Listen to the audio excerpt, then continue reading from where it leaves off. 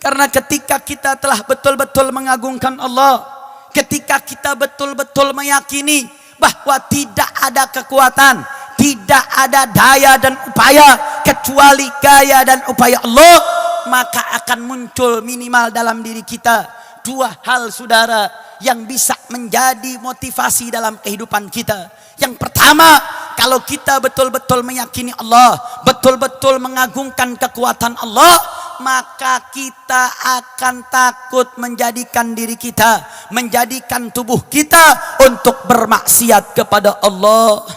Karena kita tahu Allah Maha melihat, Allah Maha mendengar, Allah Maha mengetahui, Allah tahu apa yang kita kerjakan. Jangankan yang terlihat, yang terbesit dalam hati kita saja Allah bisa tahu. Betul?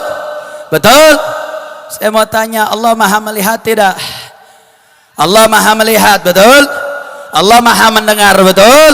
Allah Maha kuasa, betul? Maka apa yang kita kerjakan Allah tahu, apa yang kita lakukan Allah lihat, apa yang kita bicarakan Allah dengar.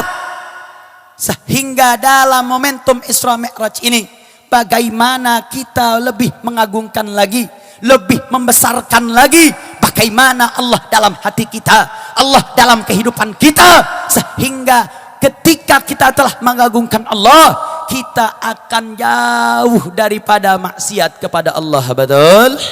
Betul? Saya mau tanya, siap tinggalkan maksiat? Siap jauhkan maksiat? Siap meninggalkan larangan Allah? Siap jalankan perintah Allah? Takbir! Takbir! Sallu ala Nabi. Yang kedua, saudara, minimal hal yang akan kita peroleh kalau kita betul-betul mengagungkan Allah, betul-betul membesarkan Allah, maka perasaan tersebut, rasa tersebut ketika betul-betul meresap dalam diri hati kita, dalam sanubari kita, wabil khusus mereka-mereka yang betul-betul melakukan daya upayanya di dalam membela Allah dan Rasulnya, terutama para laskar, ketika betul-betul menanamkan ini, maka akan tertanamkan, akan tertancap dalam sanubarinya, tidak ada rasa takut kecuali hanya kepada Allah Subhanahu wa ta'ala. Tatkala kita betul-betul mengagungkan Allah, maka selain Allah itu kecil, selain Allah itu lemah, tidak ada satupun kekuatan yang melebihi kekuatan Allah. Betul? Betul? Kalau sudah betul-betul Allah tertanam dalam diri kita, saudara, maka selain Allah itu kecil, selain Allah itu lemah, tidak ada rasa takut pun kepada siapapun kecuali rasa takut kita sudah habis kepada Allah. Betul? Betul? Makanya kenapa imam besar kita selalu menggaungkan kalimat takbir? Tujuannya apa? Biar di hati kita tertanam. Takbir bukan cuma di lisan, tapi bagaimana takbir itu meresap dalam sanubari kita, betul-betul membesarkan Allah, betul-betul mengagungkan Allah, dan mengecilkan siapapun selain daripada Allah Subhanahu wa ta'ala.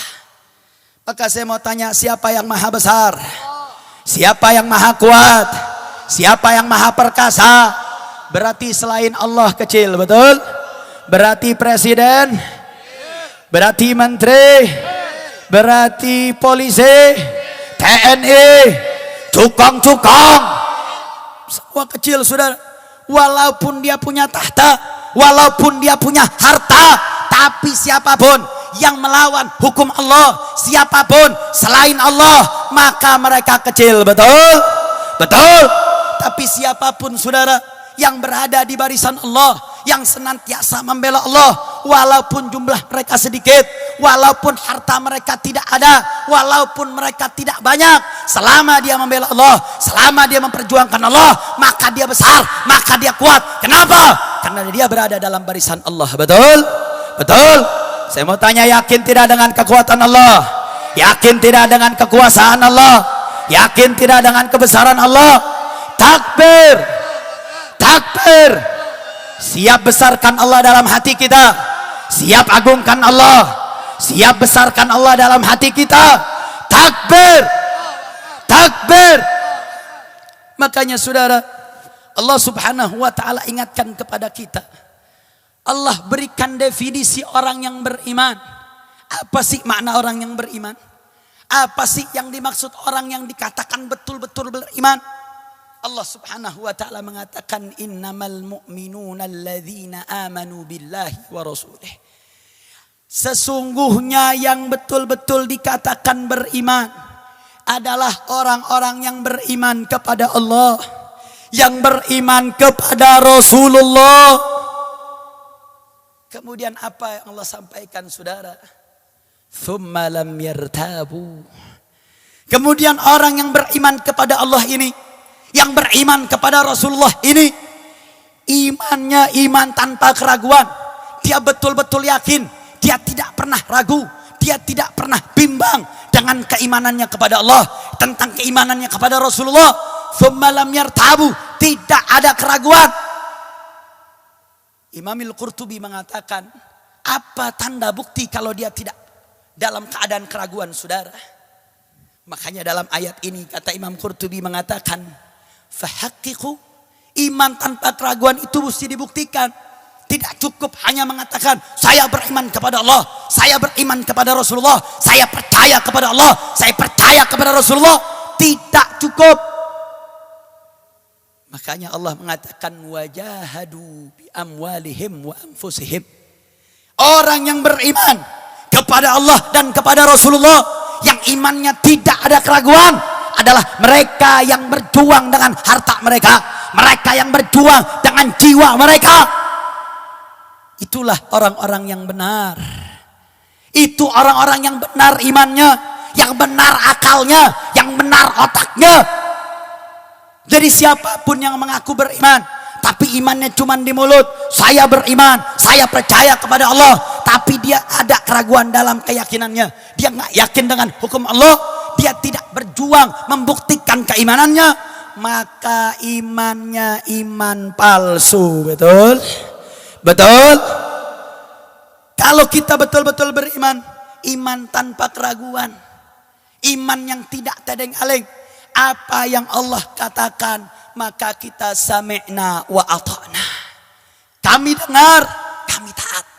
Apa-apa yang Rasulullah sampaikan, sami'na wa ata'na, kami dengar, kami taat. Jangan sami'na wa pikir-pikir, nah dengerin, pikir-pikir dulu. Ini kira-kira diomelin bos gak ya? Ini kira-kira dipecat sama atasan gak ya?